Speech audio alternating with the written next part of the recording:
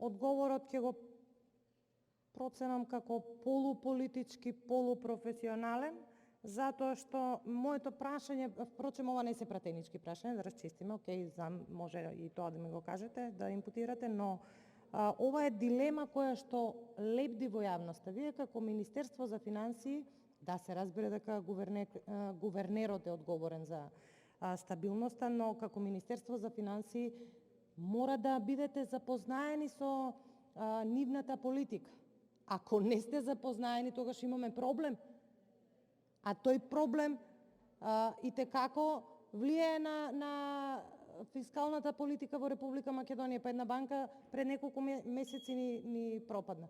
Значи, моето прашање беше поврзано дали Народната банка се консултира со вас по однос на препораките кои што ги дава на банките за да не делат дивиденди. Самата таа препорака дава некаква несигурност во Република Македонија. Но во секој случај ви благодарам на одговорот.